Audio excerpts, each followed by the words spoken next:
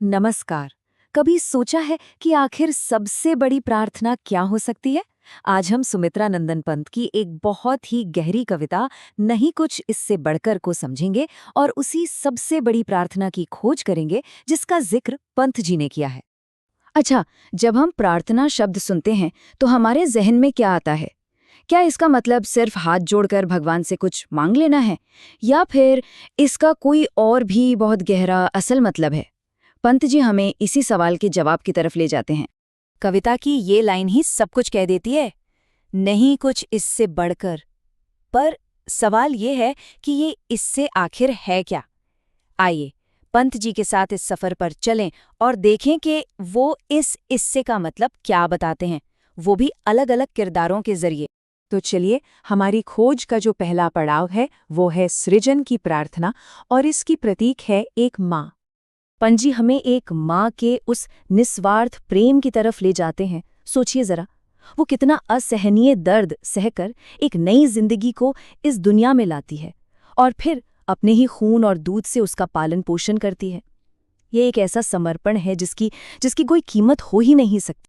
और इसीलिए पंत जी के लिए माँ का ये सृजन, ये समर्पण ही दुनिया की सबसे सुंदर प्रार्थना है। ये शब्दों से कहीं परे है, ये तो कर्म की, जीवन देने की प्रार्थना है। अब इससे सुंदर भला और क्या होगा।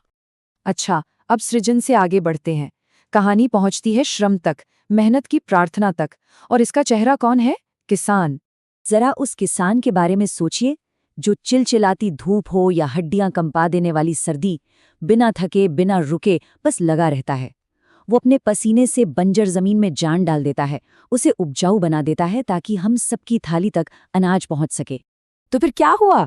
किसान का पसीना ही उसकी सबसे सच्ची प्रार्थना बन गया, है ना?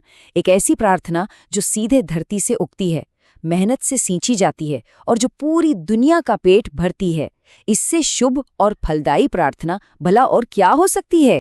चलिए, अब हमारी इस यात्रा का अगला पड़ाव है कला की प्रार्थना, जिसे जिसे जिंदगी देता है एक कलाकार या फिर एक कवि। एक कलाकार क्या करता है? वो अपनी कल्पना की ताकत से बेजान चीजों में भी जैसे जान फूंक देता है। सोचिए, पत्थर की एक मूर्ति हो या कैनवस पर बिखरे रंग, उनकी कला लोगों के दिलों को छू जाती है, उन्हें खुशी देती है और कभी-कभी तो रूह तक को झकझोर कर रख देती है। तो इस सृजनशीलता से बढ़कर और कौन सी प्रार्थना होगी? एक कलाकार की कला जो इस दुनिया को और खूबसूरत बनाती है, जो हमारी भावनाओं को जुबान देती है। असल में वही उसकी सबसे प्यारी प्रार्थना है, उसकी सबसे सच्ची अरदास है। अब एक और गहरे और कह सकते हैं गंभीर पड़ाव की तरफ बढ़ते हैं। यह है बलिदान की प्रार्थना और इसका प्रतीक है शहीद। यहाँ बात उन वीरों की हो रही है जिनका पूरा जीवन ही सत्य, देशभक्ति और इंसानियत के नाम होता है। वो अपने उसूलों के लिए, अपने देश और समाज के लिए अपनी सबसे कीमती चीज यानी अपने प्राण तक न्योछावर करने को तैयार रहते हैं। ये निस्वार्थता की आप कह सकते हैं पराकाष्ठा है। तो जाहिर है, ऐसे निस्वार्थ बलिदान से बड़ी कोई प्रार्थना हो ही नहीं सकती। ये जीवन का सबसे बड़ा समर्पण है, मानवता के लिए एक ऐसी सच्ची प्रार्थना जिसे शब्दों में तो बयां ही नहीं किया जा सकता। और अब हम अपनी इस खोज के आखिरी पड़ाव पर हैं। ये है सेवा की प्रार्थना, और इसे कौन पूरा करता है? एक सज्जन, एक नेक इंसान। तो एक सज्जन व्यक्ति का रास्ता कैसा होता है? सबसे पहले वो जिंदगी के खट्टे मीठे अनुभवों से गुजरता है, उनसे सीखता है और मैच्योर होता है।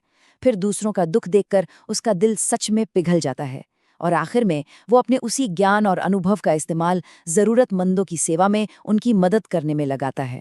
तो इन सज्जनों के जो ये परोपकारी काम है ना, वही उनकी सबसे पवित्र प्रार्थना है।